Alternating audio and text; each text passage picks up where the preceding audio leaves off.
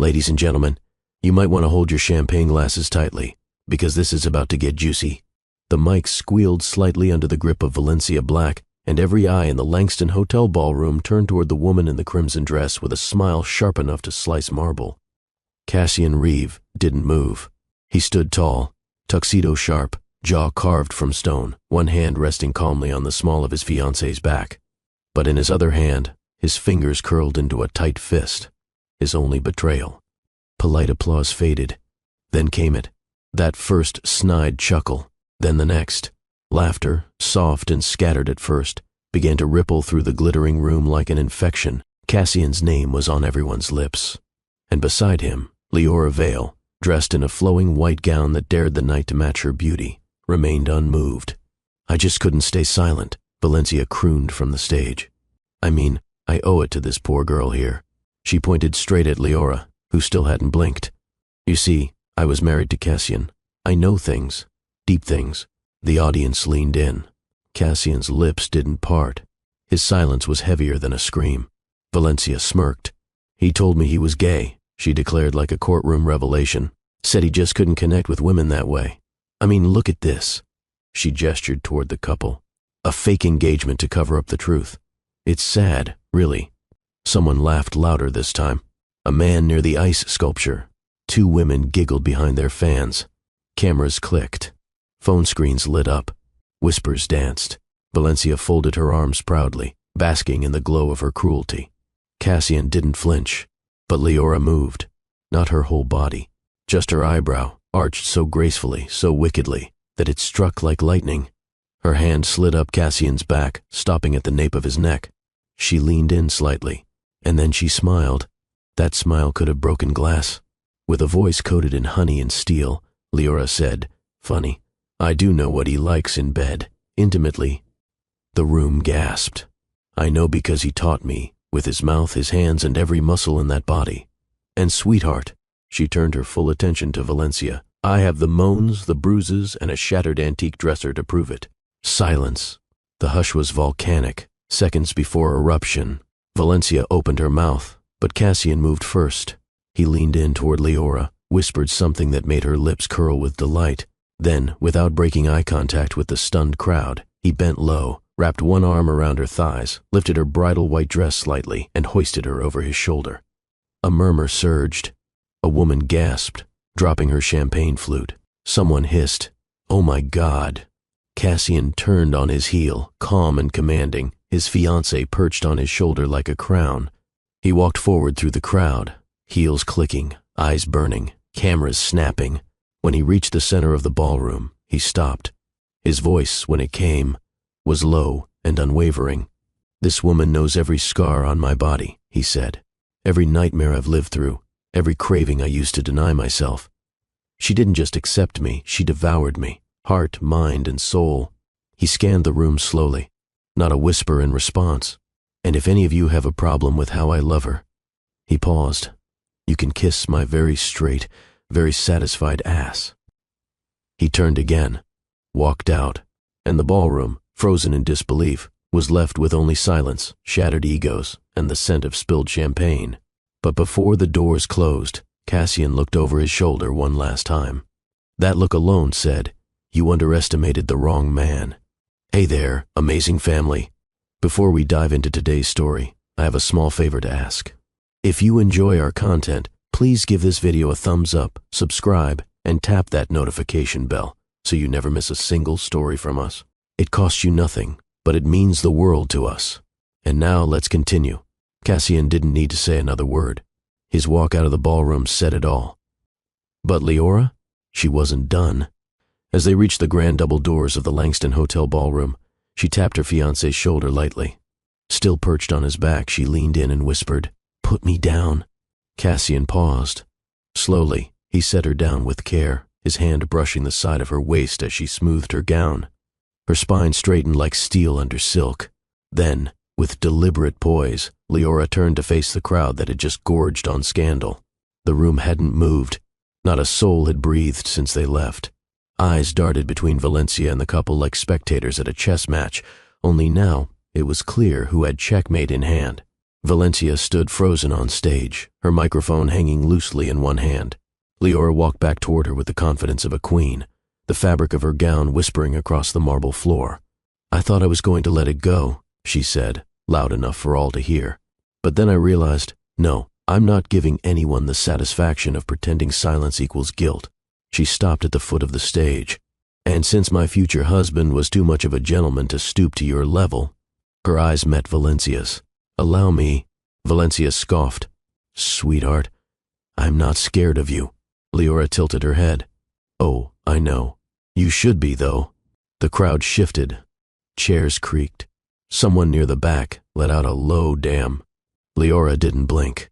"Let's address the tape first, shall we? The one you aired in public, thinking no one would notice the lighting was wrong. The chest scar that wasn't there.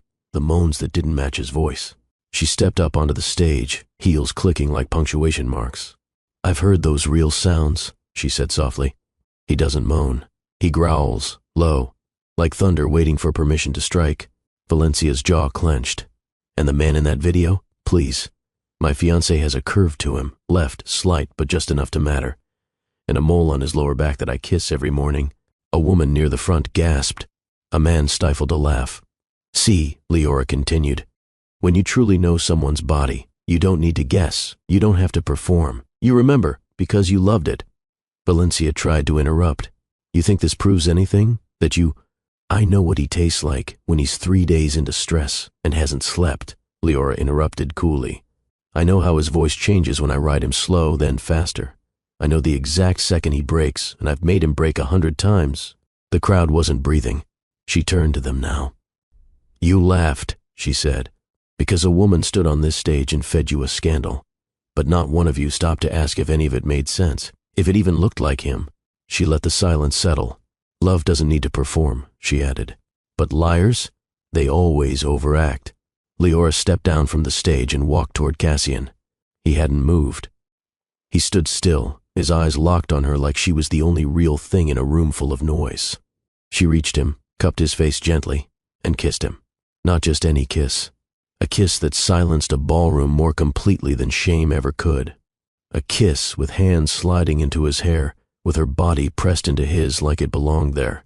When she pulled back, she whispered, "They know now." Cassian brushed his thumb over her cheekbone, the corner of his mouth lifting. "They're not the ones I care about." "Good," she replied, "because I only care about you." They turned together and exited the ballroom, this time hand in hand, no longer escaping, now owning every step. They were steps away from the exit when Cassian paused. He felt Leora's fingers twitch gently against his, sensing the storm still pulsing in his chest. The ballroom silence remained, uneasy, frozen, wounded, yet the sting in the air wasn't his.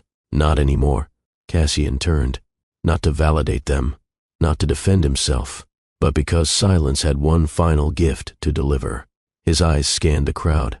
Dozens of faces, some ashamed, some curious, some disappointed that the drama was ending without bloodshed. He wasn't here for them. He found the one face that mattered, Valencia's. Still standing on the stage, she looked like a statue suddenly unsure of its purpose. Her smirk had vanished. The mic dangled from her hand like a dead limb. Cassian met her gaze without blinking. It wasn't rage that filled his stare. It was peace. The kind of peace that can only grow in someone who has bled through enough lies to finally know who he is and who he'll never be again. "You know," he said calmly, to no one in particular, "I used to dream of saving face in rooms like this, of proving myself, of being the man people believed in again." He exhaled, not bitter, just clean. "But I don't need that anymore, because when the person beside you knows the whole truth and still chooses to walk with you, that's all the proof that matters." He turned his head slightly toward Leora. "This woman," he said, "didn't fall for my status. She fell for the man behind the armor, and she gave me something I never got from anyone in this room." The air held still. Freedom. Someone coughed. Someone else shifted in their chair. No one laughed now. Cassian's voice remained steady. "So, I hope you enjoyed the entertainment," he added. "But understand this." He took one step forward, and his voice dropped to a calm, even timbre. "You may have known the man I used to be, but the man standing here now, he's already won." Valencia looked away. Leora squeezed his hand once. That was enough. With nothing left to prove, They turned and walked through the doors, disappearing into the velvet night with all eyes still watching. Outside, the black car waited. The driver stood stiffly by the door, unsure if opening it would interrupt something sacred. Cassian opened the door himself, letting Leora slide in first, then followed. Inside the car, he didn't speak right away. He simply took her hand, brought it to his lips, and kissed her knuckles gently. Leora looked at him sideways. "You okay?" He nodded. "I wasn't sure how it would feel." "And now?" He glanced out the tinted window. The hotel behind them was nothing but a reflection now, just lights and echoes in the glass. "Now it feels like a chapter closed." Leora leaned into him, her voice low. "Then let's write the next one ourselves." Cassian turned toward her, and the tension that had ruled his spine all evening melted at her words. "Starting when?" he asked. She smiled. "I already started it the night I met you. You're just catching up." He laughed softly, his forehead resting against hers. "Thank you." "For what?" "For being louder than the lies." Hello, wonderful family. If you're still here, if you are still watching, please don't forget to hit that like button, and also subscribe so you don't miss out on what happens next. Now let's continue. 3 years before that infamous gala, the view from the penthouse was stunning. Too perfect. Cassian stood barefoot in the kitchen, surrounded by elegance that no longer felt earned. Marble counters, brushed gold faucets, a wine rack full of unopened bottles. The appliances gleamed, untouched. Everything was pristine, curated, soulless, just like his marriage. Valencia entered the room like she always did, effortlessly composed, draped in the ivory silk robe he had custom designed for their 2nd anniversary. Her bare feet didn't make a sound as they crossed the polished floors. Only her voice did. "I'm sorry you saw that," she said coolly, like she was apologizing for an out-of-place napkin. Cassian didn't answer. He placed the small black USB drive onto the counter between them. The plastic casing looked insignificant, but inside, enough video proof to annihilate every illusion he'd ever built around her. Her arms folded. "Cass, let's not do this now." "You filmed it," he said flatly. "In our bed." Silence. Cassian's gaze didn't waver. "With 5 men, different days, different angles, same sheets. While I was in Hong Kong negotiating our expansion deal." Valencia's expression remained unreadable, but her fingers tugged at the sash of her robe unconsciously. He watched her, not to intimidate her. He was past that. "I didn't think you'd ever find out," she admitted finally. "You were so busy. And so cold." "Cold?" Cassian blinked. "I was building a life. For us." "No," she said, stepping forward. "You were building a corporation, and I was just the accessory." Cassian shook his head once. "You always knew I wasn't built for games, Valencia. That's why I played them," she said with a shrug. Someone had to feel alive. The words stung, not because they were loud, but because of how casual they were. No guilt, no fear, just indifference. He stepped closer. "You once told me I hurt you. On our wedding night." Valencia's gaze flicked away. "You faked blood. On the sheets. Told me I broke you. I was trying to make you feel like a man," she snapped. "It was performance, Cass. We both needed the fantasy." "No," he corrected her quietly. "I needed a partner. You needed an audience." Her eyes narrowed. "You wanted the untouched bride, so I gave you the act. And what about the rumors?" he asked. "That I wasn't into women?" She smirked. "Insurance. Just in case you ever decided to walk away." Cassian swallowed hard. "That lie," he said slowly, "followed me into boardrooms, into interviews. It cost me investors. You knew what it would do. I knew it would keep you close." He stepped back as if the air between them had grown toxic. "Everything you ever gave me," he whispered, "was an illusion." Valencia didn't argue. She simply turned, walked to the breakfast nook, and poured herself a glass of juice from a crystal carafe. Cassian's chest rose with quiet fury. He looked around the space, this museum of a home, and saw every decision he'd made for her, the imported stone, the artisan light fixtures, the curated artwork, all for someone who never once intended to stay. "I should have known," he murmured. Valencia glanced over her shoulder. "Known what?" "That a woman who lives for cameras would never survive behind closed doors." He walked into the bedroom without another word. When he returned, her designer suitcase rolled behind him. He set it near the front door, opened it, and then unlocked the door itself. Valencia stared at him. Seriously? He nodded once. Go. You're not even going to yell? She mocked.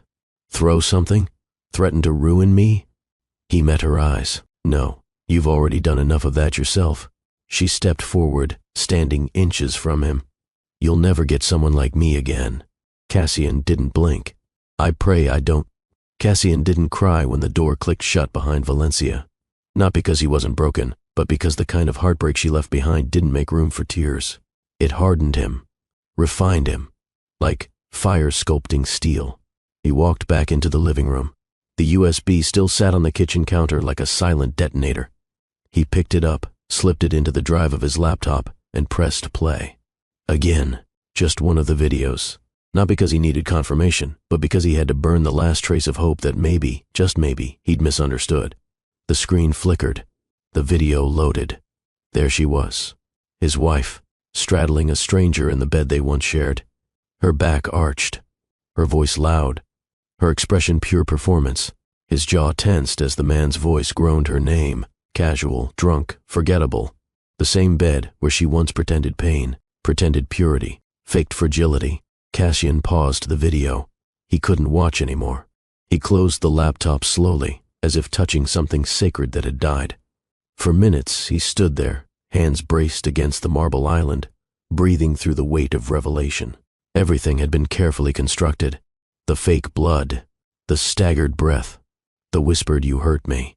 She had choreographed it like a movie. And it worked. He had spent months after their wedding researching how to be gentle, hours reading medical articles, relationship forums, trauma recovery resources. Every touch, every kiss, measured. Every night, filled with guilt that he might be damaging someone he loved. He had cried in silence, felt ashamed of his strength, his desire, his needs. And all along, she had been laughing behind his back. He grabbed a nearby whiskey decanter, poured himself 2 fingers worth, and downed it in one breath. The burn didn't help.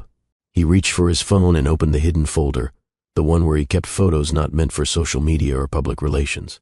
Just real moments. One image stood out. Their honeymoon, her laughing on the beach in Santorini, him smiling tightly beside her. At the time he thought he looked tired because of the jet lag. Now he knew it was the beginning of emotional exhaustion. He deleted it. Photo by photo, he removed her from his life. The curated gallery of their life together collapsed one tap at a time. It was strangely therapeutic. Then he opened his notes app. He titled the page, "Things I Know Now," and he began to type. She was never in love with me. She studied my weaknesses. She used them to mold me. She used intimacy as leverage. She weaponized my silence. He stared at that last line for a long time, then added one more. That ends now. Cassian closed the app. He didn't need therapy. He needed rebirth. That night, he didn't sleep in the master bedroom. He laid a sheet on the floor of the guest room. No pillows, no noise, no memories. The silence wasn't haunting anymore. It was medicinal. By morning, he'd made 3 calls. 1, to his lawyer, filing divorce papers with an attached hard drive. 2, to his executive assistant, instructing her to clear his schedule for the next 10 days. 3, to his driver, asking for a one-way trip to the Arts District. He didn't know why yet, only that he couldn't stay in marble and mirrors another second longer. Have you ever been manipulated into guilt for simply being yourself?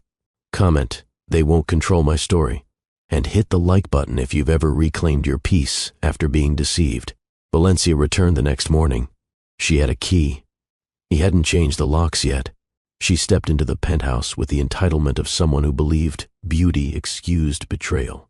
Her heels clicked across the floor like punctuation marks she no longer had the right to use. Cassian was seated on the couch, calm, awake, changed. "Forgot something?" he asked, not looking up. Valencia blinked. "I figured you'd want to talk like adults." He raised his head slowly. "Adults?" His tone was even. "Adults don't drug trust and leave it bleeding." She sighed dramatically. "Come on, Cass. We both played roles." "No," he said. "You played me. There's a difference." She walked toward the kitchen, eyes scanning the empty counter. "Where's the ring?" "Pawned," he replied. Use the money to sponsor an abuse recovery charity. Her lips twitched. Always so noble. Cassian stood. In his hand, he held a manila envelope. Inside, he said, "You'll find the divorce papers, a list of items you're allowed to take, and a signed agreement relinquishing all future rights to my assets, estate, and name." Valencia didn't move. "I already have everything I need," she said. "Your reputation's toast." He smiled faintly. "That would only matter," he replied, "if I still lived for people's approval." She stepped closer, narrowing her eyes. "You really think people won't whisper? That they won't wonder if I was right?"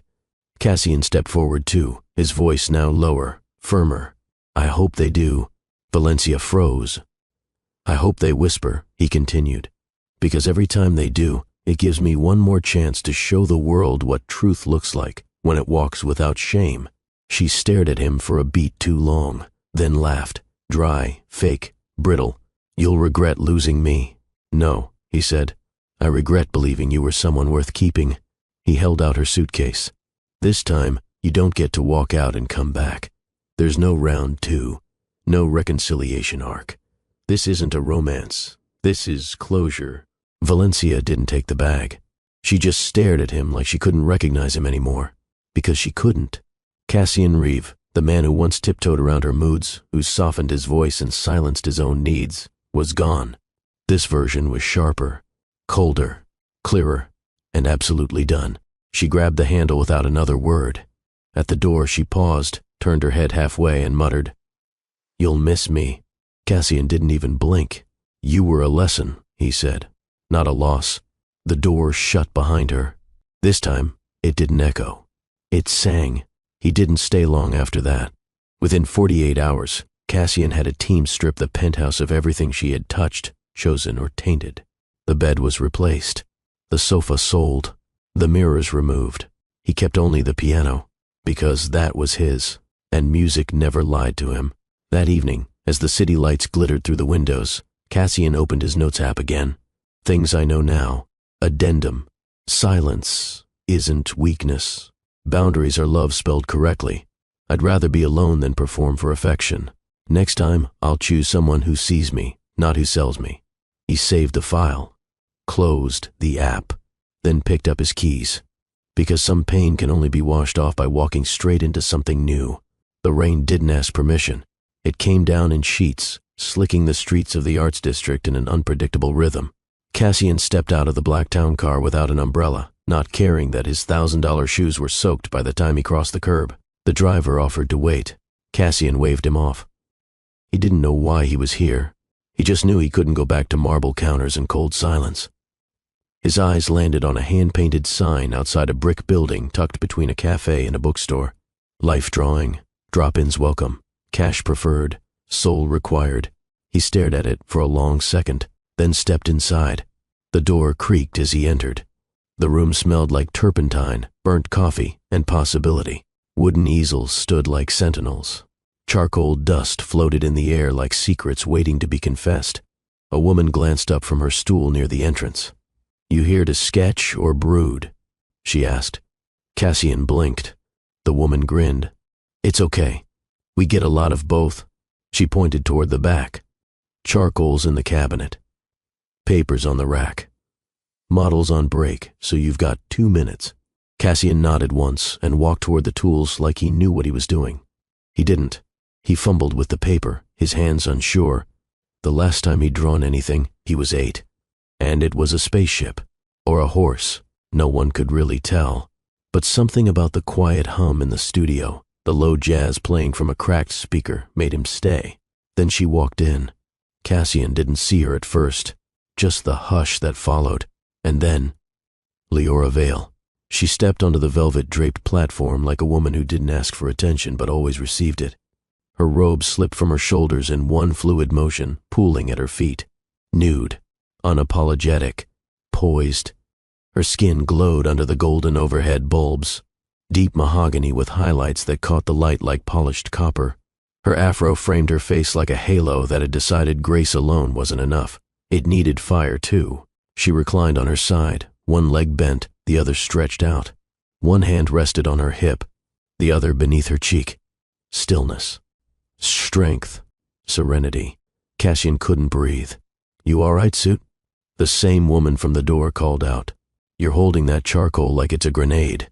He looked down. Sure enough, his fingers were white-knuckled around the stick. He sat, awkwardly, then began to draw. Badly. His strokes were stiff, lines too sharp, angles too forced. But he didn't stop. Something about her stilled the chaos in his chest. Not because she was naked, but because she was whole, unashamed, alive. He captured none of it, and yet he kept going.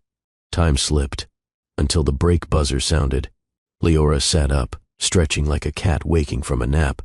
She hopped off the platform, pulling her robe back on with zero urgency. And then she walked straight toward him. Cassian froze. She stopped at his easel, tilted her head, and studied the sketch. He waited. "Rigid," she said. "Too calculated. But, he managed. "There's something raw underneath," she said softly, then looked up. "First time drawing? First time seeing someone worth drawing." She smiled, but it didn't flirt. It tested. "You're not the first man to say something like that to me," she replied. "I'm not trying to impress you," he said. "Good," she said, "because your ears are pink." He instinctively reached up. They were. She chuckled. "You're not an artist." "No." "You're not here for a hobby." "No." She leaned in slightly. "So, what are you here for?" He paused. "Peace." Leora nodded. "Fair answer." She straightened, brushing a curl away from her cheek. "Soup?" "What?" "I make a mean gumbo," she said. "You look like someone who eats anxiety for breakfast and drinks guilt at night. I don't trust men like that to walk home in the rain alone." Cassian blinked. "I didn't come here to—" "I'm not offering sex, sweetheart. I'm offering soup." He smiled, for the first time in a long time. Then he stood. "Lead the way." Leora's apartment was nothing like Cassian expected. Small, lived in, and unapologetically warm. Plants hung in every corner, vines curling around wooden beams. Candles sat in mismatched jars, flickering gently. The air smelled of smoked paprika, sage, and whatever she'd left simmering on the stove. A black cat with one white paw hissed at him from the bookshelf. "Don't take it personal," Leora said, tossing her keys into a woven bowl by the door.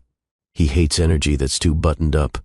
"I'm not buttoned up," Cassian replied, slipping off his coat. "You flinched when you stepped on that rug," she smirked. "You're definitely buttoned up." He looked down. The rug was pink, fluffy, and shaped like a cloud. "Fair enough." Leora padded barefoot into the kitchen. "You like spice?" "I don't mind it." "Good, because this gumbo doesn't care either way." Cassian stood awkwardly in the living room, unsure whether to sit, speak, or just absorb. She returned with 2 steaming bowls, handed him one, and flopped onto the couch like it was her throne. He sat carefully beside her. First bite, fire. But it was addictive. Deep, rich, flavorful. "You don't talk much, do you?" she asked between spoons. "I used to," he said. "Before I realized how often my words were edited and weaponized." Leora nodded. "So now you stay quiet to stay safe." He glanced at her. "You always this direct?" "Only when I like someone." That stopped him. She stirred her spoon slowly. "You walked into an art studio in a tailored suit during a thunderstorm. That's not random. That's unraveling." He didn't respond immediately, but he didn't look away either. "Everything I built felt real," he finally said, until it collapsed and revealed what was underneath. And what was that? Noise, perception, manipulation. Leora took another bite, chewed thoughtfully, then said, "Sounds like you need to create something. I'm not an artist, yet you walked into a place where people bleed onto paper." Cassian let out a dry laugh. "Bleed is a strong word." "No," she said, setting her bowl down. "What's strong is choosing to be seen after being used." The words hit harder than he expected. She leaned back, stretching her arms across the couch's top edge. "You still have the sketch?" He nodded. "Let me see it again."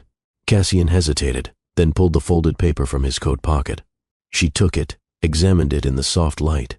"You tried to draw me," she said, "but you ended up drawing yourself." He raised an eyebrow.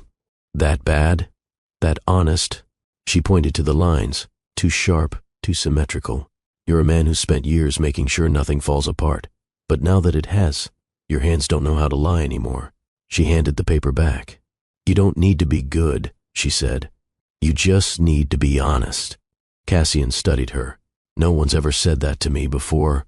Leora grinned. That's because most people only want the parts of you that shine. I like the parts that are still learning how to breathe. A pause stretched between them, long but not uncomfortable.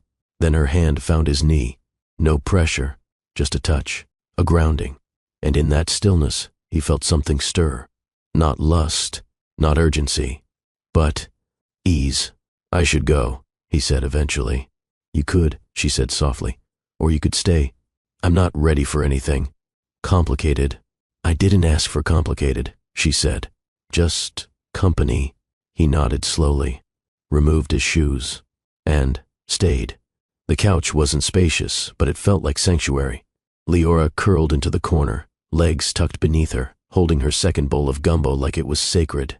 Cassian sat at the opposite end, one arm resting behind his head, the other wrapped around his own bowl, warmth slowly spreading through his chest, and not just from the cayenne. The window rattled softly from the storm still rumbling outside. Thunder rolled in the distance, low and steady. Neither of them filled the silence with forced talk. That, more than anything, gave him peace. Leora finally broke the quiet, not with words, but a question wrapped in a sideways glance. Do you dream, Cassian? He turned slightly. You mean, in general? I mean at all. Or has the world squeezed it out of you? He stared at her, then answered, I used to. She waited. I dreamed of building something that lasted, he said. A legacy, a partnership. Something strong enough to hold weight. And what happened? It held hers, he said, voice flat. But not mine. She nodded, not asking for more. You, he asked. I used to want to be someone's muse, she admitted. He looked at her, surprised. She grinned. I know. It sounds cliché. No, he said. It sounds honest. I thought if someone saw me that way, she continued, they'd never leave. But the first man who called me his muse didn't draw me. He tried to erase me. Cassian's brows furrowed. How? Little things, she said. Told me to wear my hair straight. Said my laugh was too loud. Said I intimidated people with how comfortable I was in my own skin. Cassian's jaw tightened. Turns out, she said, he didn't want a muse. He wanted a mirror. And you're not that, he said. No, she agreed. I'm the frame. He smiled. And this time, it wasn't practiced. Later, the empty bowls rested on the coffee table. Leora kicked off her blanket and stretched out, her bare feet brushing against his thigh. Cassian didn't flinch. Her cat finally wandered over and curled into his lap, a reluctant blessing. Well, Leora murmured, if he approves, you must not be entirely broken. Cassian chuckled, gently stroking the cat's head. I don't know what this is, he said, almost to himself. Does it have to be anything right now? He shook his head. I'm not used to. No pressure. You've been surviving, she said. Tonight, you're just existing. Her hand reached across the couch and rested on his. He didn't pull away. Stay, she whispered. Just tonight, not for me, for you. Cassian hesitated, then nodded once.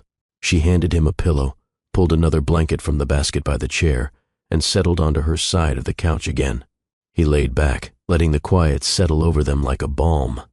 Minutes passed. Then her voice, soft as dusk. Cassian? Yeah, you don't have to perform here. He closed his eyes. And for the first time in years he slept, deeply, soundly, without dreams. Because reality, for once, was finally enough. Cassian showed up at the studio the next day. No driver, no umbrella, no armor. He wore jeans and a plain black tee, an uncharacteristically simple look for a man whose closet used to smell like leather, cashmere, and precision. Leora was already there, barefoot, her robe tied loosely around her waist as she stretched on the platform.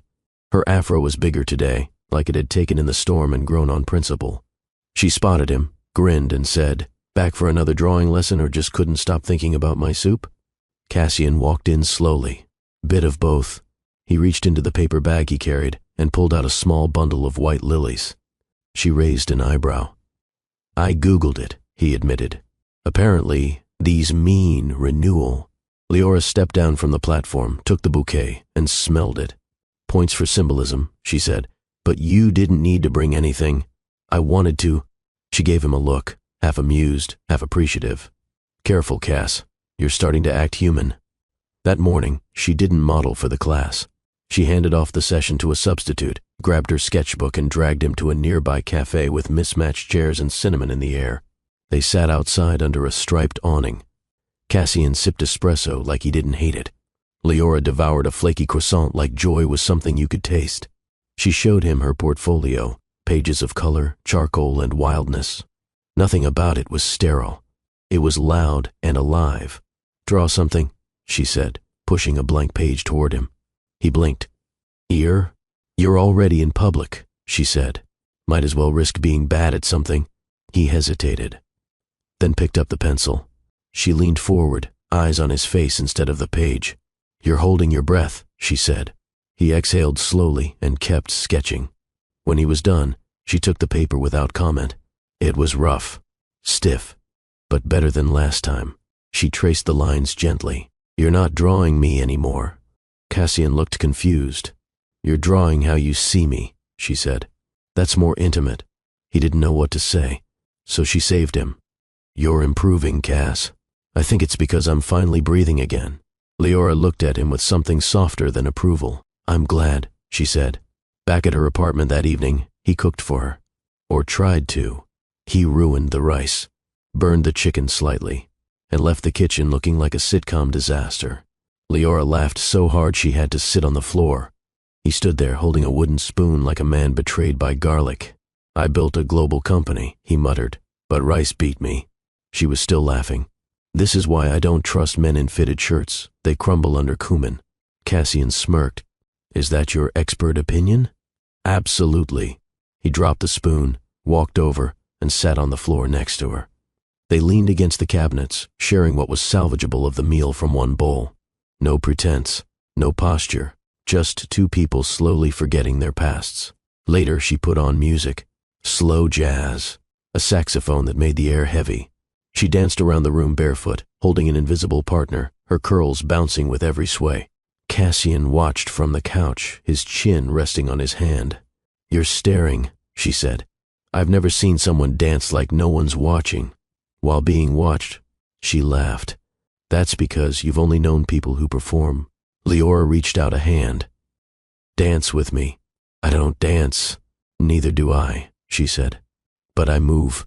He stood slowly, took her hand, and let her guide him. They didn't follow rhythm. They followed breath. And somewhere between her chest against his and her laughter in his ear, Cassian realized something terrifying and beautiful at once. He was beginning to feel again. Rain tapped against the windows again. Not a storm this time. Just a steady rhythm, like the sky was humming quietly in approval. Cassian stood in Leora's bathroom, brushing his teeth with the spare toothbrush she'd tossed him an hour ago. He wore one of her oversized hoodies, his own clothes in the washer after another ruined attempt at cooking. He looked at himself in the mirror. Barefaced, barefoot, oddly peaceful.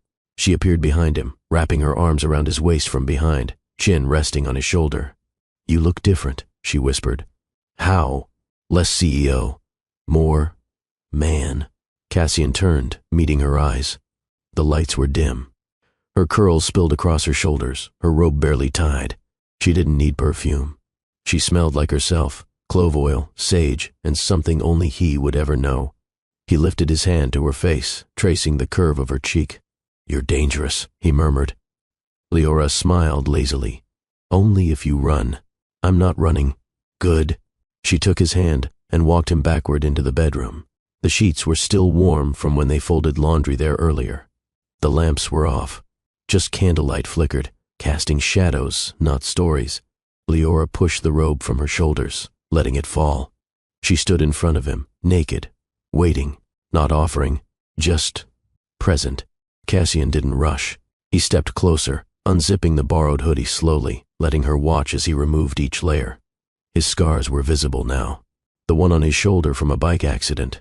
The faint line on his ribs from a reckless ski trip in college. She touched each one like a question answered. He leaned down, kissed the spot just below her collarbone. She sighed, not performative, just breath leaving the body in surrender. They didn't tumble into bed. They slid, limbs intertwined, skin to skin. every movement deliberate. Cassian hovered above her, breath thick.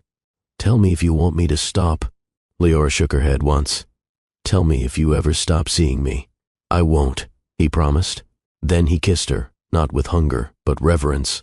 She opened for him slowly. No urgency, no games, just heat and honesty.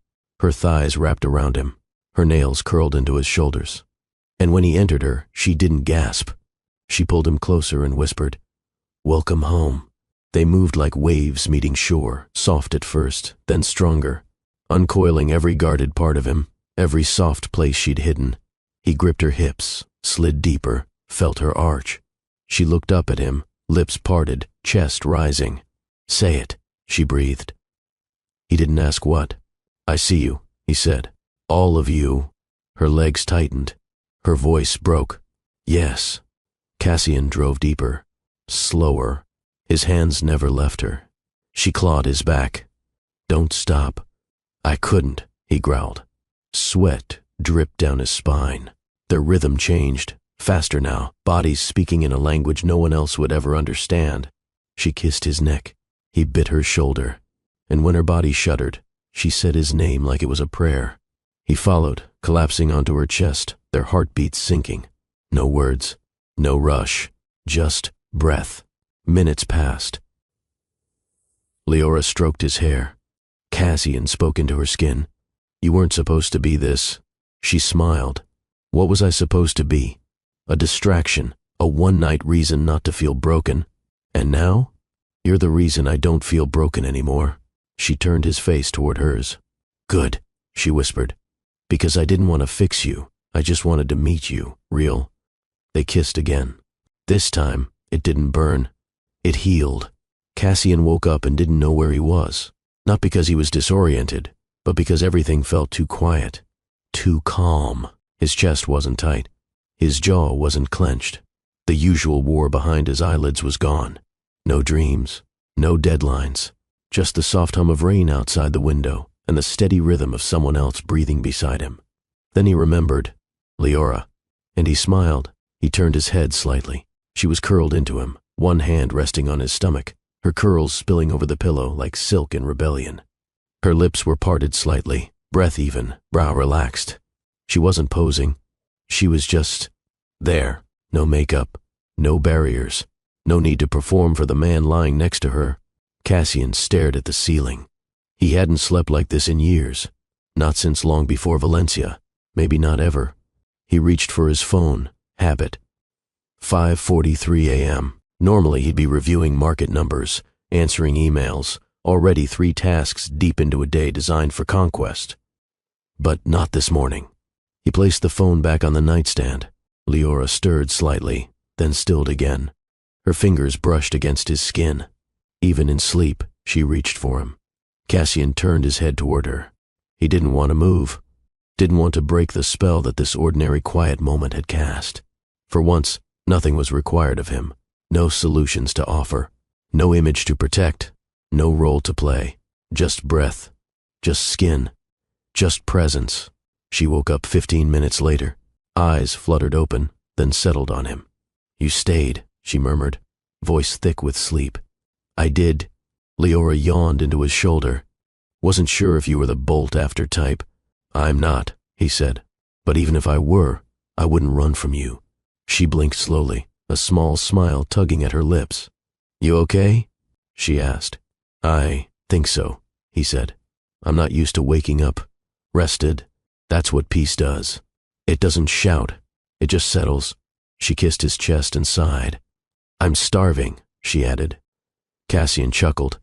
"You just fed me, hours ago. That was emotional food. I'm talking eggs and pancakes. I can try." "No," she said firmly. "You are banned from stoves until further notice." "Fair." She sat up slowly, pulling the blanket around her as she stretched. "You want coffee?" "I want you." She glanced back at him. He wasn't trying to be seductive. He was just telling the truth. Leora leaned down, kissed his forehead and whispered, "Then be ready to want me every morning, because I'm not going anywhere." Cassian closed his eyes briefly and breathed in the scent of her skin. Cinnamon, citrus, clarity, Later, as she danced around the kitchen in nothing but his shirt, flipping pancakes with the confidence of someone who knew she was loved, Cassian sat at the table and just watched. No laptop, no calls, no distractions. She turned the music up, something soft and slow, and sang along off-key, grinning over her shoulder. He didn't just smile. He felt the smile, from somewhere deep. Maybe the boy who used to believe in mornings had returned. Maybe the man who stopped believing in forever had finally found a reason to start again. 6 months passed like smoke through open fingers. Cassian didn't count the days. He didn't need to. Time no longer came in reports or revenue. It came in sensations. The way Leora's feet curled around his calves at night. The way her voice, mid-laugh, could stop him mid-sentence. The way she never asked him to be more, only asked that he be. They lived between two spaces, her art-drenched apartment and his newly stripped-down penthouse. Together, they built a rhythm that didn't belong to either of their old lives. She painted in his shirt. He took morning meetings barefoot. They kissed in grocery store aisles and danced while folding laundry. Cassian learned that joy wasn't loud, it was persistent. Like the way Leora touched him when no one else was watching. The way she whispered things that felt too sacred for daylight. He gave her everything. Not in speeches, but in action. The code to his building. A drawer of her own. His quiet. His routines. His sleep. And one night, she gave him something back. It was late. They were tangled in bed, the city lights seeping through the blinds like permission. Leora lay on her stomach, sketching him lazily from memory. Cassian watched her, shirtless, propped up on one elbow, the sheet pooling low on his hips. "You know what's wild?" she said, eyes on the page. "What? I've been drawn by dozens of people, but the one sketch you did, where my proportions are all off, it's my favorite." He laughed. "You're just saying that." "No," she said, still focused, "because it's the only one where I can see me through your eyes." Cassian didn't speak for a moment. Then, "I'm terrified of how much I love you." She looked up. "I'm not," she said. Her pencil stopped moving. She shifted, crawling into his lap, notebook discarded. "I've had people want me," she said. "But you revere me." Her hands cupped his face. "And when you touch me, it feels like worship." He exhaled slowly. "Because it is." Their mouths met, not rushed, not restrained, a kiss that melted into something deeper. When she straddled him, the air changed. Her fingers slid down his chest. His hands gripped her thighs, guiding her slowly down onto him. She didn't gasp. She closed her eyes like prayer. Cassian rested his forehead against hers, every breath he took syncing with hers. They moved in silence. No rush, no demands, just reverence. She arched, rolled her hips and whispered, "I want to be yours, in every way." Cassian gritted his teeth, the control he'd honed for years unraveling beneath her. He flipped her gently onto her back, leaned in, and pushed deeper. "You already are," he growled. Her legs wrapped around him. Her nails clawed at his back. "I'm going to marry you, Leora," he said against her mouth. "I'm going to love you until you beg me not to." "Never," she gasped. He pulled back, stared into her eyes. "Beg? Beg me to stop." He didn't. Her body broke open beneath him, a cry slipping through her lips like surrender. He followed, every muscle tense, every ounce of control sacrificed at her altar. When they stilled, she didn't speak. She just touched his cheek. And for the first time, Cassian understood what it meant to be chosen. "Hello, family. What happens next will put you at the edge of your sit for real.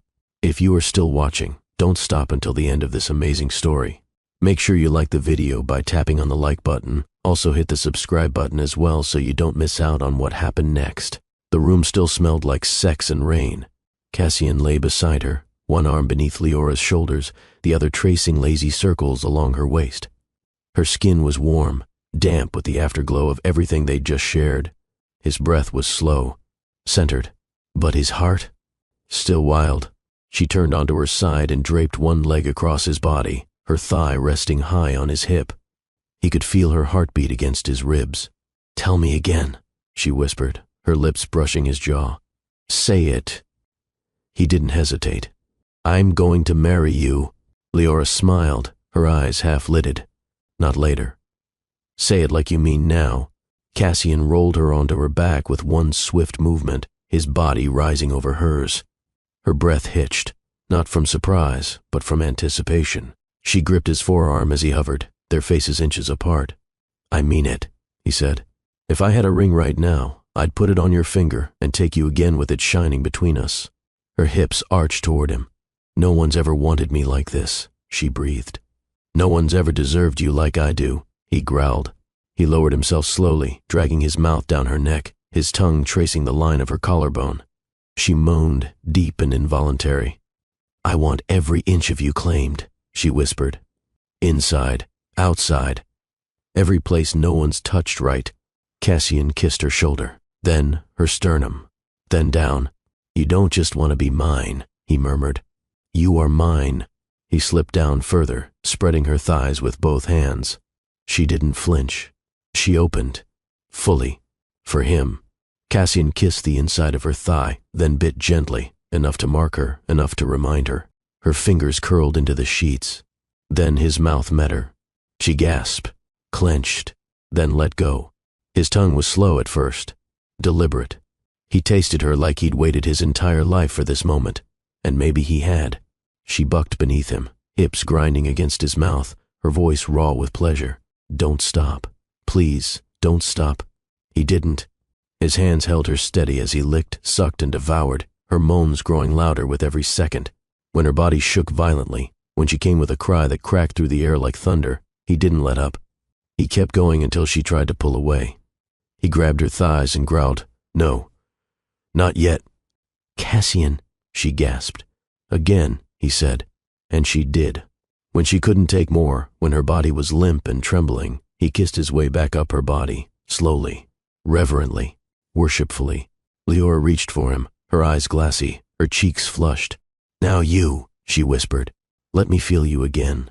He entered her with a thrust so deep she cried out. Her arms wrapped around his back. He drove into her harder this time, faster, with purpose. Not just lust, claiming.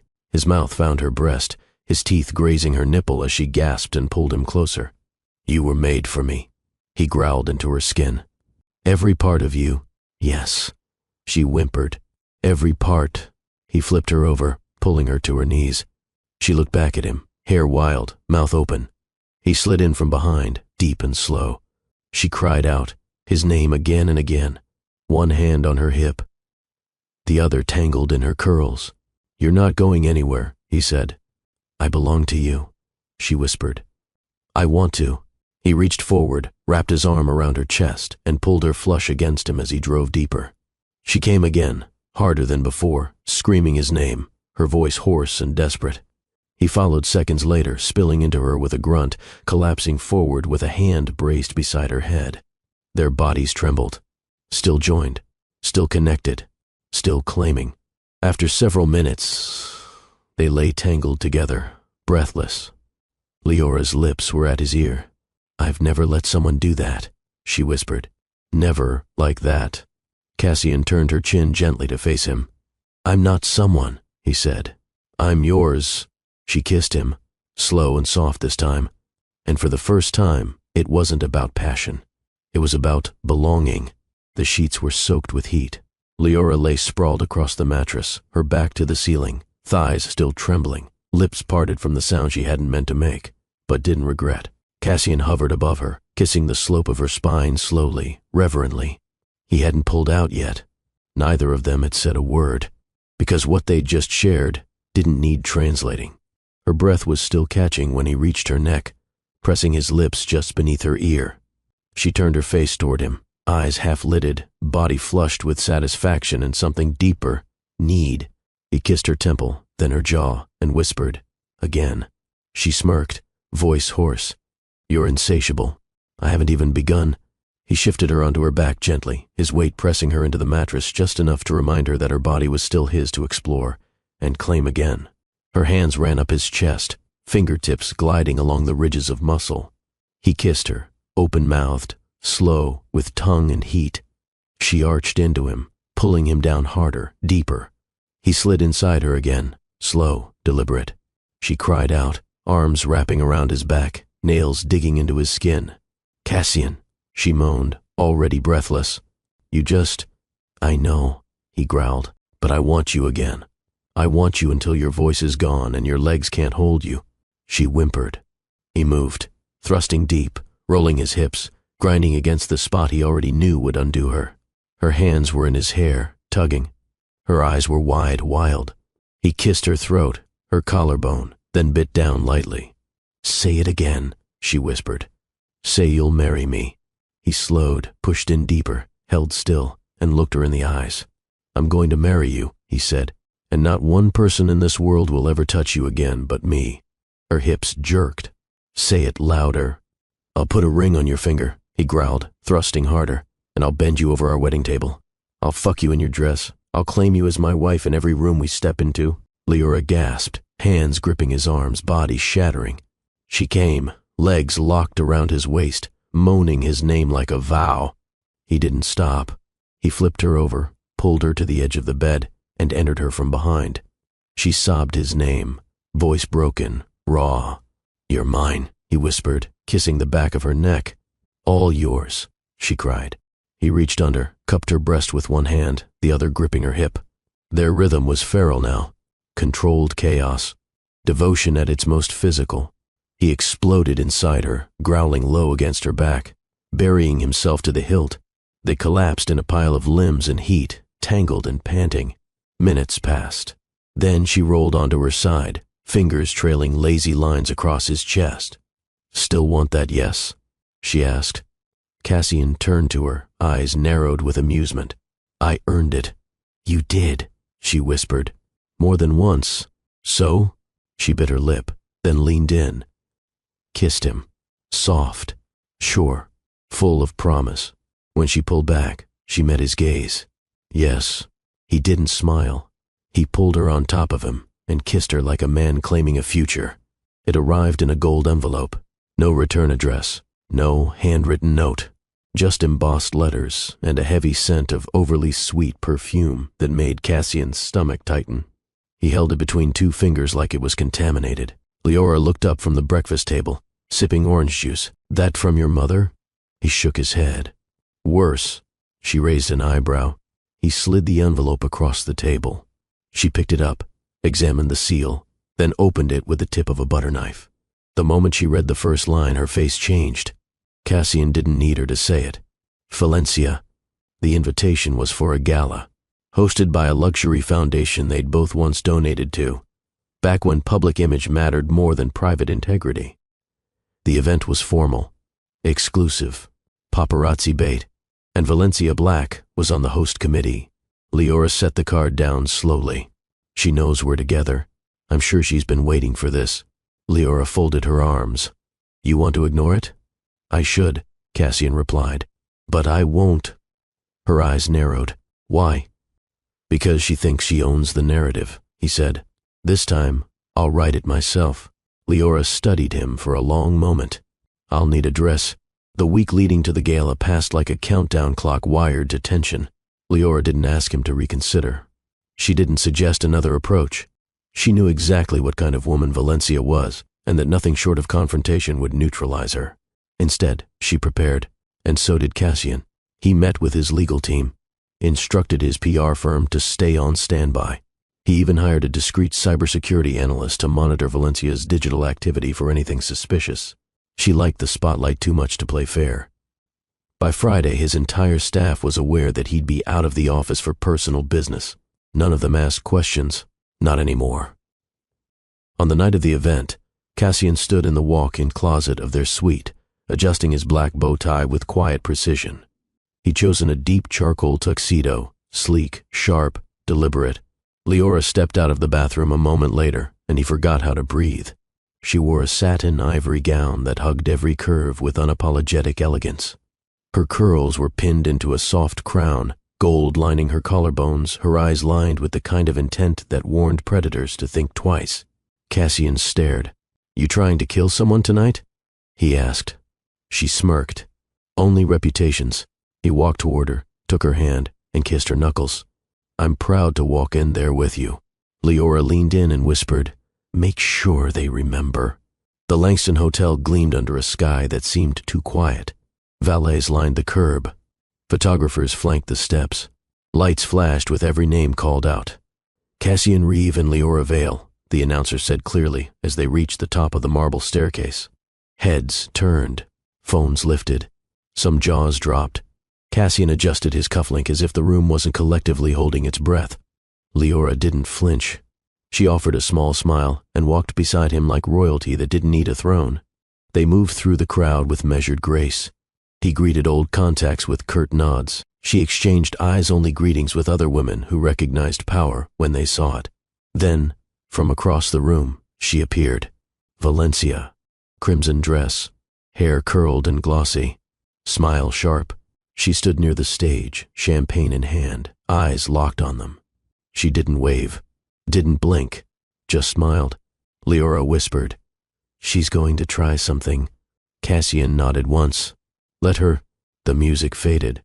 A gentle clink of silverware quieted the room as a staff member approached the mic on stage and cleared his throat.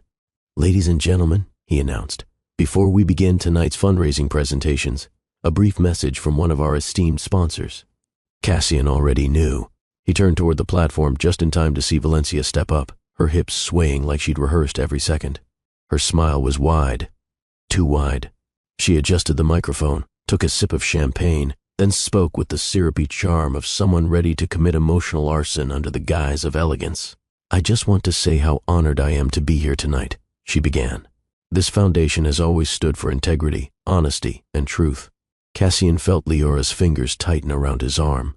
"And speaking of truth," Valencia continued, "I thought it would be the perfect evening to clear up a bit of confusion that's been floating around, especially regarding someone very close to all of us."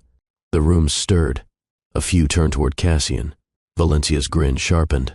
"I recently stumbled across an old recording," she said. "A rather revealing one. I debated whether it was appropriate to share, but then I thought, what better place to be transparent than under chandeliers and cameras?" She waved to the AV tech near the side of the room. The lights dimmed. A screen dropped from the ceiling. Cassian's jaw tensed. Leora didn't move. Then, the video played. Low light. A man, shirtless, muscled, lying back on silk sheets, moaning. Arms stretched, head tilted. The resemblance was close. The camera angle did its job. It could have fooled anyone not paying enough attention. The crowd reacted instantly. Gasps, murmurs, a few poorly disguised chuckles. "I knew it. Is that really him? Could have sworn." Valencia turned back to the mic, shaking her head in mock sadness. "I just want him to be happy." But lies never lead to peace. The screen cut out. Silence followed. Until Leora stepped forward, heels clicking. Calm, controlled, unshaken. She reached the stage, walked past Valencia like she didn't exist, and gently took the microphone from her hand. She turned to face the audience, her voice clear and sharp. "Thank you for that. Netflix-grade drama," she said with a small smile. "But let's get back to the facts, shall we?" A ripple of nervous laughter moved through the room. Cassian stood tall, hands in his pockets, eyes fixed on Leora. He didn't interfere. She had this. She was born for this. "The man in that tape?" Leora began. "Not Cassian. How can you be sure?" Someone asked from the crowd. "Easy," she replied, her tone smooth. "Cassian has a small scar on his inner thigh, a gift from a skiing accident in college. It's shaped like a hook and I trace it with my tongue when I straddle him. That man didn't have it." Silence. She continued, unbothered. "Also the sound. Wrong pitch. Cassian doesn't moan like that. He breathes harder through his nose, grits his teeth, and makes this low growl that vibrates through my entire body." Several guests blinked. A woman fanned herself. "And trust me," Leora added, "when he comes, the neighbors know." Someone gasped. Someone else choked on champagne. Valencia's smile vanished. Leora turned toward her, voice cool. "Try again next time. Maybe hire a body double who doesn't skip leg day." She walked off the stage to stunned silence, heels clicking with the authority of someone who'd just burned a lie to the ground without raising her voice. Cassian met her halfway. She didn't wait for words. She grabbed his collar and kissed him in front of everyone. Slow, lingering, certain. When she pulled back, she whispered, "You're mine." He whispered back, "Always." The ballroom didn't clap. It didn't need to. Respect doesn't always arrive with applause. Sometimes it comes with silence and fear, because every liar in that room now knew. This couple didn't play defense. They played to win. Leora didn't sit down. She walked straight back to the stage, heels slicing through silence, her presence demanding attention without a single raised voice. Cassian remained by the bar, watching her with pride, not panic. This wasn't damage control. This was coronation. She took the mic again. No music. No formal intro. Just Leora Vale, alive, unbothered, and beautifully unfiltered. "You know," she said calmly, "I thought I was done. Thought I said enough. But then I remembered, women like her count on silence. Count on people like me shrinking after a stunt like that." She glanced at Valencia, then back to the room. "So let me make it clear." Her hand went to her chest, fingers splayed like a vow. "I know what my man tastes like after 12 hours of meetings and 2 hours of sleep. I know how his voice breaks when he whispers my name between gritted teeth. I know what his back looks like when I drag my nails down it, and I know what he sounds like when he loses control inside me." Gasps rippled. Someone whispered, "She's serious." Leora continued, "I know the rhythm of his hips when he's trying to be gentle, and I know the exact second he decides to stop holding back. I know how his body trembles when I take him in deep, when I hold him there, when I whisper mine in his ear." She smiled then, but it wasn't sweet. It was savage. "And I know how to make him fall apart without ever taking my clothes off." Valencia stiffened. Leora turned her full attention to her. "I've watched women like you my entire life," she said. "Polished on the outside, hollow inside, using scandal as currency, weaponizing insecurity. Thinking pretty equals power." She took a breath, voice still cool. "But power isn't how loud you speak. It's how much truth you can carry in silence. And sweetheart, you wouldn't survive a day holding the kind of truth I carry in my thighs alone." A few in the audience laughed. Real laughter. Nervous, but reverent. "See," Leora said, tilting her head, "the difference between us is this. You fake things to feel adored. I live them, and that's why I'm loved." She held up the mic, balanced it in her palm. "This was cute," she said. "But next time you try to drag someone in public, make sure the person you're dragging doesn't come with their own storm." Then, without another word, she dropped the mic. Not gently, not carefully, but with intention. The sound echoed, and no one dared speak over it. Leora walked off the stage, her posture straight, her expression serene. She reached Cassian. He looked at her like a man who just watched a queen conquer a war without ever drawing a sword. "You okay?" he asked. She smiled. "I just made sure they never confuse her with me again." He kissed her, once firmly, in front of everyone. And together, they turned and walked out of the ballroom. No more whispers, just awe. They didn't make it to the car. Cassian barely got the door shut behind them before Leora shoved him back into the coat closet, her lips crashing into his with the urgency of someone who had just burned down a ballroom and needed to taste the smoke on her lover's tongue. He grunted against her mouth, hands already under her gown, fingers gripping her bare thighs. "Here," he growled. She bit his bottom lip. "Yes." The closet was dark, cramped, lined with fur, silk, wool. None of it mattered. He pressed her against the wall, lifting her with one smooth motion. She wrapped her legs around his waist, arms around his neck, her breath hot in his ear. "You watched me own that room," she whispered. "I've never been more turned on in my life." Cassian hiked her dress up around her hips, groaning at the feel of her heat against him. No hesitation, no games, just pure want. He unzipped his pants, not bothering to pull them down completely. She reached between them and guided him inside her, slow and deep. Both of them gasped. "You're soaked," he whispered, voice ragged. "You did this," she replied. "Standing there all smug while I burned her to ash." He began to move, thrusting deep, slow, deliberate. She clutched his shoulders, nails biting into skin. Every motion rocked her against the wall. Clothes rustled, hangers shook. She didn't care. Neither did he. Cassian leaned in, forehead pressed to hers. "You're everything." "I know," she breathed, hips matching his rhythm. "Now shut up and give me all of you." He did. The thrusts grew faster, harder, desperate. She moaned into his neck, bit his collarbone, rode the rhythm like a woman possessed. Cassian's grip tightened on her hips. "You feel unreal." "I'm very real," she panted. "And you're going to remember Every second of this. She clenched around him, tight, wet, demanding. He growled, slamming into her harder, the closet door rattling behind him. "Say yes again," he ordered. "To what?"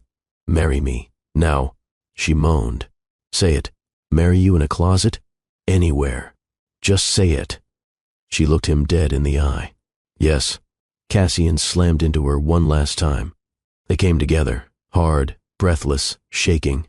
She clung to him as her body spasmed, whispering his name like a mantra. He buried his face in her neck, trying to steady his breathing. "I'm serious," he said. "I know." They stayed like that, bodies still joined, breath shared, heartbeat to heartbeat. Then Leora laughed softly.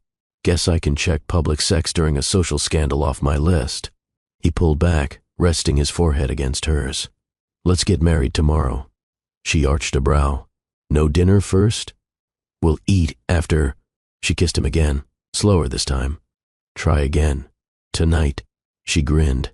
"Now you're speaking my language." They didn't speak on the drive home, but the silence wasn't cold. It simmered, alive with the heat still radiating from their skin. Leora's hand rested on Cassian's thigh the entire ride, not teasing, just claiming, and he didn't stop her. He welcomed it. The moment the elevator doors closed behind them in the penthouse, she turned to face him. "Strip." He blinked.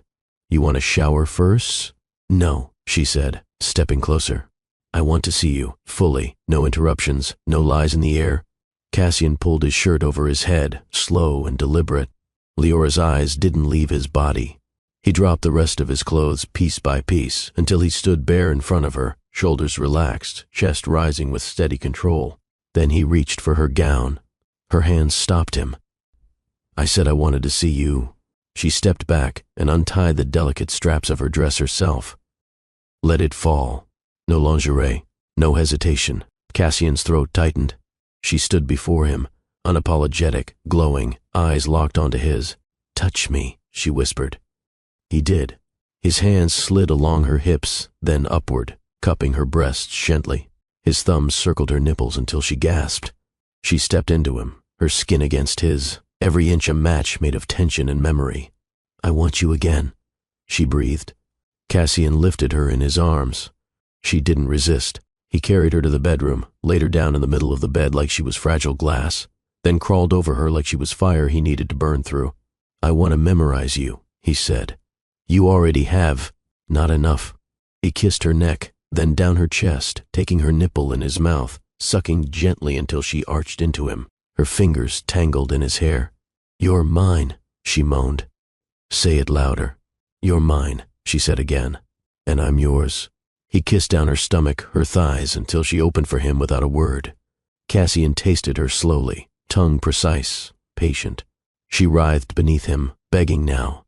"Cassian, I need—" He looked up from between her legs. "What do you need?" "You. Inside." "Now."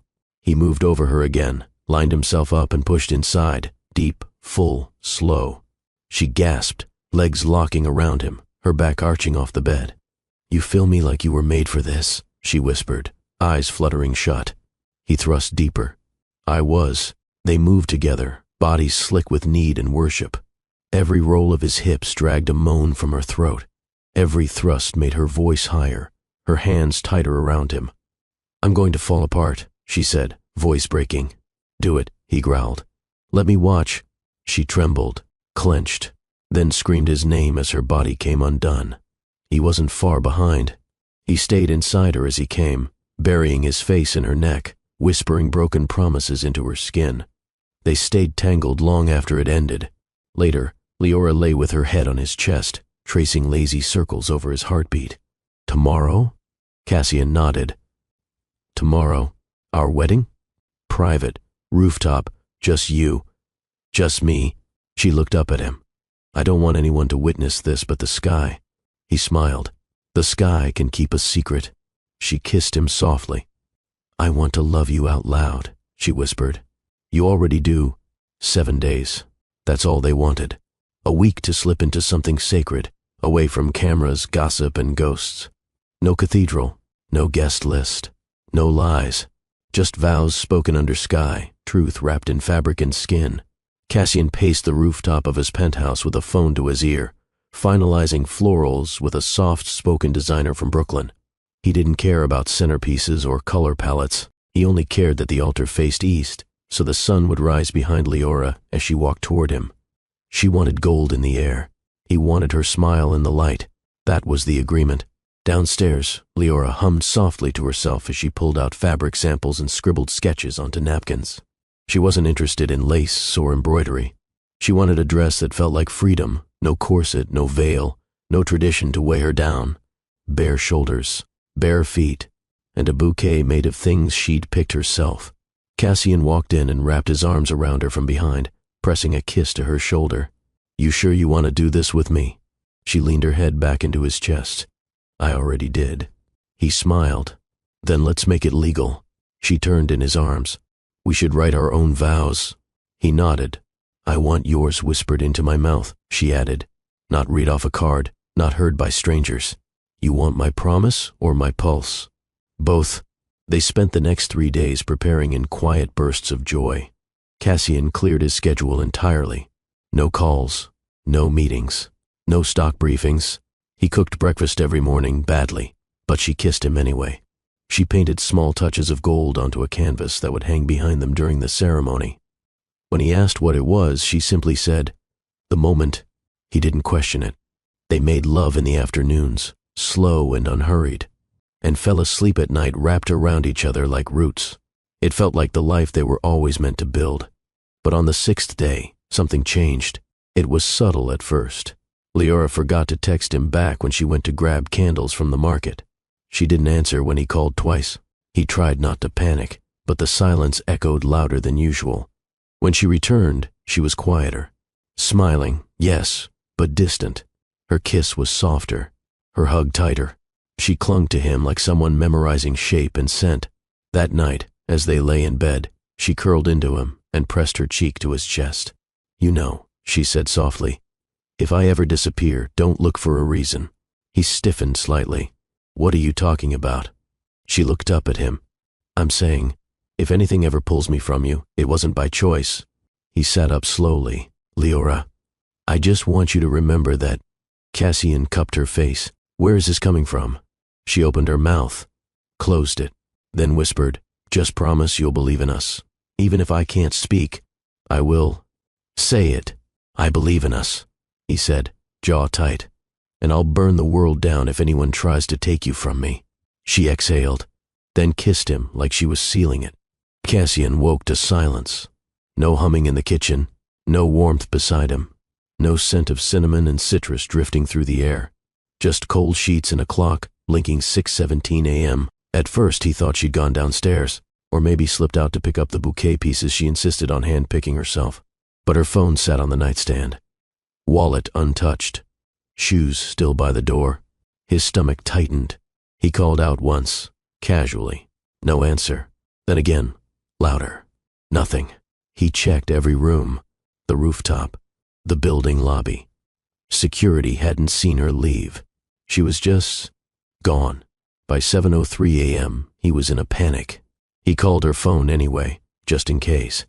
It rang, then rang again, then voicemail. "Leora, call me, please." He tried again. Pick up, baby, please." He paced the kitchen, hands trembling. Something was wrong. He could feel it in the hollowness behind his ribs. The kind of instinct that doesn't need proof, because it already knows. She wouldn't just leave. Not now. Not like this. He was mid-dial when his phone buzzed with a new message alert. Unknown number, no subject, one video attachment. Cassian stared at the screen. For a moment, he couldn't breathe. Then he pressed play. The video started with static. Then, a dim room, concrete walls, a single dangling light bulb swinging slightly, and Leora, tied to a chair, her mouth gagged, eyes swollen, hands bound. She looked into the camera, not crying, just furious. Cassian's throat closed. A voice played behind her, not hers. A voice he recognized immediately. "Valencia. Well, isn't she beautiful?" She purred off camera. Such fire, such elegance, such misused loyalty. Cassian's blood roared. "I told you, Cass. Valencia's voice continued. You should have stayed loyal to the woman who made you. Leora flinched as something slammed off camera. Valencia chuckled. But don't worry, I'm not cruel. You want her back? Fine. Come get her, alone. No police, no tricks. Another pause. Otherwise, I let them take turns. The video ended. Cassian stood frozen, phone still in his hand, screen now black. Then he moved. Fast, deliberate. Not one scream, not one tear. Just action. He called no one. He packed quickly. Knife, burner phone, gun from the safe he hadn't touched in years. Then he stared at himself in the mirror and whispered, You made the wrong threat. Cassian drove with the kind of stillness that unnerved even himself. No music, no GPS, just the burner phone, the knife strapped under his jacket, and an address sent in the second anonymous message. 12 Kingsley Textile Compound. 1 hour. No cops. Come alone. The abandoned factory on Kingsley hadn't functioned in over a decade, but it was large, empty and remote, perfect for a trap, which was exactly what it was. Cassian knew. And he went anyway. He parked 2 blocks away and walked in through the east fence, silent, calculated. The air smelled like rust and damp concrete. Light flickered from broken flood lamps overhead. He kept his steps steady, his heartbeat calm, his grip on the knife sure. He didn't call out for her, didn't demand anything. That's what they'd expect. Instead, he watched. He waited. Then he saw her, through a crack in a rusted metal panel, tied to the same chair, eyes closed, breathing shallow, still alive. Cassian's grip tightened. That was all he needed to see. He circled around the back, bypassing the entry where a guard stood with a cheap handgun and a half-lit cigarette. Cassian moved fast, one swift strike to the back of the neck. No hesitation, the guard slumped without a sound. He took the gun, then crept through a side window. Inside, shadows danced along graffiti-stained walls. 3 more men. One near Leora, one by the exit, one pacing. Valencia's voice floated from the mezzanine above. Any sign of him yet? No. One man grunted. He's late. He won't be, she said. He's too proud, too in love. Cassian's mouth tightened. He counted 5 seconds between the pacing man's turns, then moved. Fast, quiet, knife to the throat, gun raised. 2 shots. Precise. The man by the exit dropped before he could aim. The one near Leora staggered, clutching his leg. She jolted awake, eyes widened. Cassian ran to her. She tried to speak, the gag muffling her voice. He yanked it off and cut her wrists free. You came, she gasped. Always. Behind them, Valencia screamed, Stop them! More footsteps echoed above, reinforcements. Cassian lifted Leora into his arms and ran for the exit. Gunfire rang out. Bullets ricocheted off steel. Leora ducked into his chest, clinging to him like oxygen. Outside, he reached the car, shoved her in, and peeled off before the second wave could reach the door. She was trembling. Dirty, but alive. He kept one hand on the wheel. The other reached for hers. Say something, he said, voice tight. I knew you'd come, she whispered. Back in the penthouse, she stood under the shower for 20 minutes while Cassian sat outside the bathroom door like a bodyguard at war. When she finally emerged in one of his shirts, hair dripping, eyes clearer, he stood. They stared at each other for a long beat.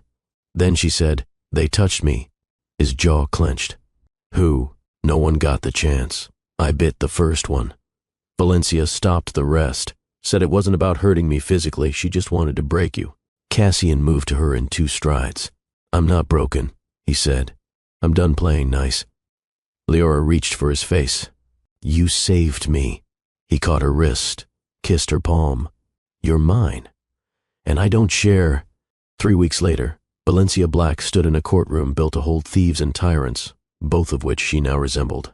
Gone were the designer gowns. Gone were the manicured fingers and diamond-studded lies. She wore an orange jumpsuit, and a smirk that had grown thinner with each court session. Cassian sat beside Leora, one hand on her thigh, the other clenched into a calm fist. His suit was black. His voice was steady, but his eyes never left Valencia. Not once. Not when the prosecutor played the kidnapping footage. Not when the detective recited the threats. Not even when her lawyer attempted to argue she was mentally unwell. Leora, elegant in soft gray silk, said nothing for most of the proceedings, until the judge asked if the victim would like to speak. She rose. Leora's heels echoed softly as she approached the front of the court. Every camera lens tracked her. Every reporter's pen paused mid-scribble. She turned to Valencia, then to the jury. "My name is Leora Vale," she began, voice calm, voice unshaken, "and I am no man's weakness." The room went silent. "You thought hurting me would punish him," she said, eyes locked onto Valencia's. "But you miscalculated. You assumed I was breakable, disposable. A vessel for your rage against a man who stopped needing your validation." Valencia's lip curled, but she stayed silent. "I'm not here to beg for your remorse. You don't have any. I'm not here to describe the fear. I lived it, I survived it, and I wear it now like armor." She turned to the judge. "I want you to understand something. This wasn't about jealousy, or business, or even revenge. This was about possession. About a woman who couldn't accept that her name no longer echoed in the mind of the man she once controlled." She paused, took a breath. "And yet here I stand, free, loved, whole, and most importantly, untouched by your poison." She turned back to Valencia one last time. "And for the record, he was never yours. You were just the lesson that taught him how to find a real woman." Leora stepped down to a wave of muffled gasps. Cassian stood for her and wrapped an arm around her waist as she returned to her seat. The judge looked down at Valencia. "Miss Black, you have been charged with aggravated kidnapping, conspiracy to harm, and emotional coercion. You were given every chance to plead with humility and accept responsibility. You chose mockery instead. And now you'll face the weight of every choice." Valencia's voice broke through for the first time. "This isn't over." Cassian met her gaze. "It already is." The gavel fell. 25 years without parole. Outside the courtroom, reporters swarmed. Microphones flashed. Questions flew like daggers. "Cassian, any comment?" "Leora, do you feel justice was served? Will the wedding still go on?" Cassian raised his hand, and silence followed. He looked at Leora, then back to the cameras. "We weren't looking for justice," he said. "We came for closure." Then he pulled Leora closer. "And now, we're going home." The sun dipped low behind the skyline, casting streaks of gold across the rooftop garden. Cassian adjusted the cuff of his tailored cream suit, his fingers trembling, not with fear but awe. She was coming, and nothing, no storm, no scandal, no sentence, had stopped this day from arriving. Soft jazz filtered through hidden speakers. A handful of close friends and witnesses stood along the perimeter, silent, reverent, barely breathing. At the center, a path lined with white petals and scattered gold leaves. At the end of it, Cassian, waiting. Then, she stepped out. Leora wore no veil, no heels. Her dress flowed like water, hugging her hips, draping down in soft, sheer layers that glowed in the late light. Her afro was crowned with tiny blossoms. Her lips wore the faintest hint of shimmer. Her eyes never left him. Not once. She walked barefoot, her steps silent, sacred. Every camera faded. Every whisper vanished. Cassian's chest rose slowly, eyes locked to hers as if nothing else deserved his gaze. When she reached him, she took his hand. His voice caught. "You look like the reason the sky was invented." She smiled. "And you look like you finally believe you deserve joy." The officiant began to speak, but neither of them really heard it. Not the preamble, not the metaphors, not the expected declarations. They only waited for one moment. "Do you have vows?" Cassian turned to her. "No cards," he said. "Just truth." She nodded. "Speak it." He swallowed, then lifted her fingers to his lips. "You found me in the dark," he whispered. "You didn't shine a light. You walked in and sat beside me. You made a home from silence, a language from bruises. You let me bleed without turning away. And when I finally looked at you, really looked, you weren't saving me. You were showing me how to save myself." Leora's eyes shimmered. Cassian's voice deepened.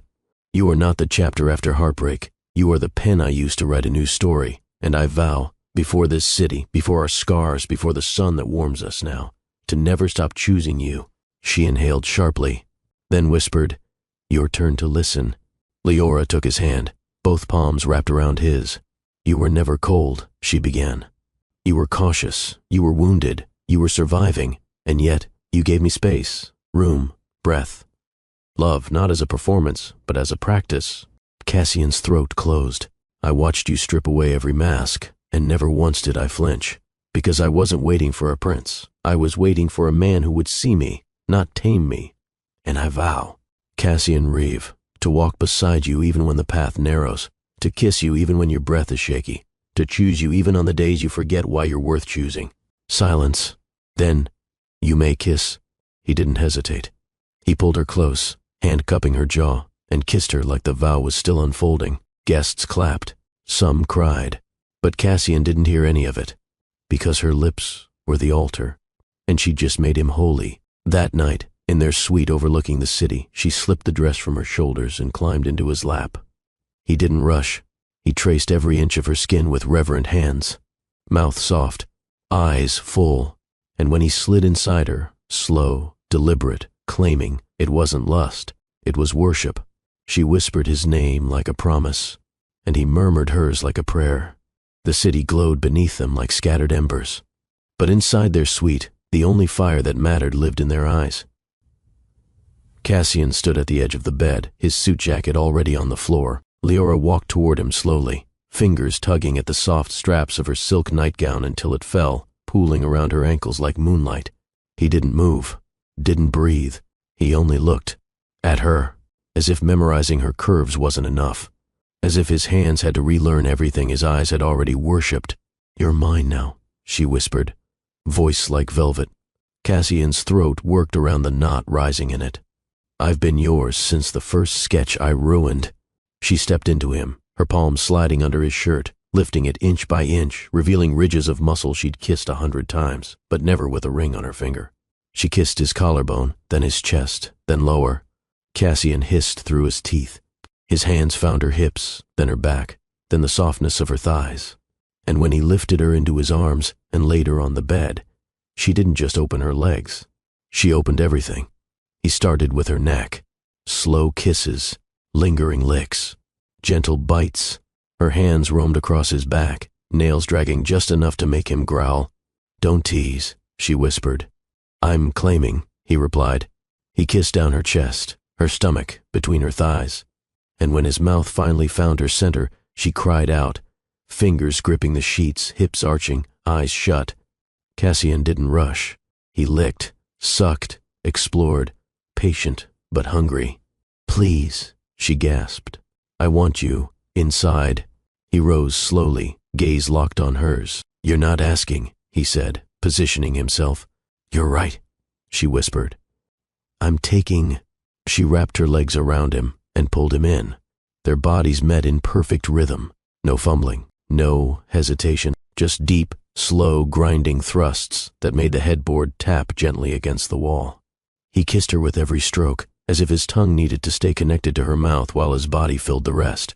Leora moaned softly into his lips. I can't, she choked. Let go, he whispered. Let me feel you fall. She arched beneath him, hands gripping his shoulders, thighs trembling. And when she came, it was with a gasp and a shake that pulled him over the edge too.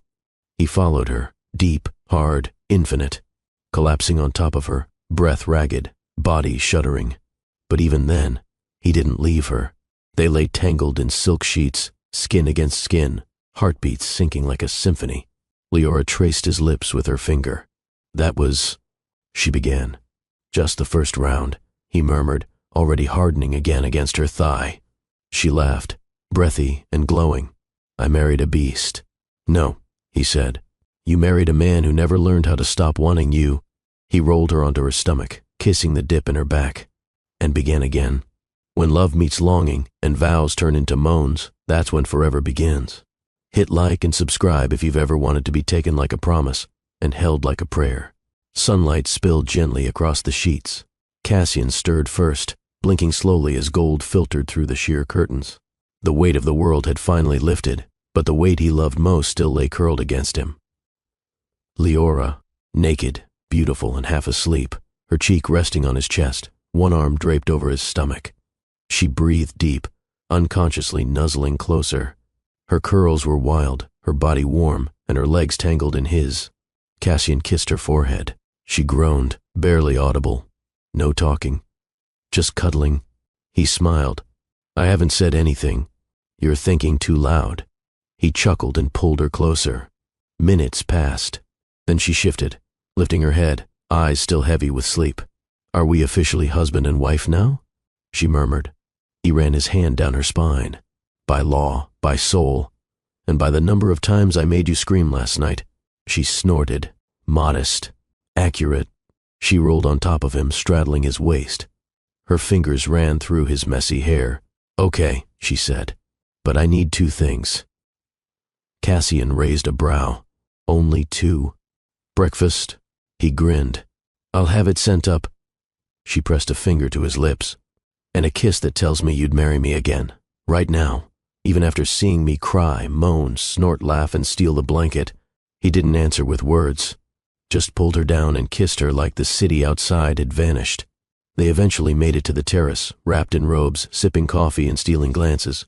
The sky was a painting, soft peach, pale blue, strokes of morning pink. Leora leaned into his shoulder. "So, this is it," she whispered. Cassian looked at her. "This is just the beginning. No more enemies? No more scandals? Just breakfast and future plans. No more reasons to run." He turned her chin toward him, gaze steady. "I'm not running, I'm building. With you." She closed her eyes. "Good. Because I already picked names for our kids." His coffee stopped mid-sip. "You did?" "Yep." He smirked. "Planning ahead, are we? I like the idea of little ones with your eyes and my sass. You say that like I'm not the one who's going to be outnumbered." "You will be," she grinned. "But you'll love every second of it." Cassian set his mug down, turned to face her fully, and cupped her cheek. "We made it." Leora nodded. "We survived everything they threw at us." He leaned in. "And we turned every scar into strength." Their kiss was slow, not passionate, not desperate. Just full. Night came soft. The suite was lit by nothing but amber lamps and candlelight. Jazz floated through hidden speakers, low and sultry. Leora stood at the edge of the balcony, robe slipping from one shoulder, moonlight kissing her collarbone. Cassian watched her from the bed, shirtless, eyes heavy with want. "You know," she said, not turning, "I still remember the first time you looked at me like this." He rose, slow and deliberate. "Like what?" "Like you were starving." He came up behind her, wrapping his arms around her waist, lips grazing the shell of her ear. "I still am." She turned in his arms and let the robe fall completely. Naked. Confident. Cassian's breath caught in his throat. He picked her up in one smooth motion, carrying her inside, laying her on the bed like something precious and entirely his to explore. Leora smiled, eyes full of fire. "Don't hold back tonight." "I wasn't planning to." He kissed her ankle first, then the inside of her calf, then her thigh, slowly, deeply, with intention. Her breath hitched. "Cass." "Shh," he murmured. "Let me take my time." He dragged his tongue higher, then paused, hovering just above the place she ached for him. She writhed, hips lifting. "Please." He gave her one long, slow stroke with his tongue. She cried out. Then he feasted, unhurried, focused, methodical. Like her pleasure was a language only he spoke fluently. Her hands clutched the sheets. Her thighs trembled. Her moans came in gasps. When she shattered, it was loud, guttural, endless. But he wasn't done. He kissed his way up her body, stopping to worship every inch. Her stomach, the curve of her ribs, the underside of her breast. When he finally entered her, she arched into him like she'd been waiting her whole life to be filled that way. He moved slow, deep, measured, but every thrust carried weight, every kiss, devotion. "You're mine," he whispered against her lips. "Yours," she echoed. He rolled, letting her climb on top, her body silhouetted in candlelight. She rode him with purpose, hips grinding, eyes locked, every movement a promise. He grabbed her hips, helping her move faster, deeper. She leaned down, chest against his, mouth grazing his ear. "Ruin me again." He flipped her onto her back, buried himself inside her, and did exactly that. They came together, loud, trembling, raw, spent and slick and tangled in the sheets. Cassian held her face, kissing her with slow reverence.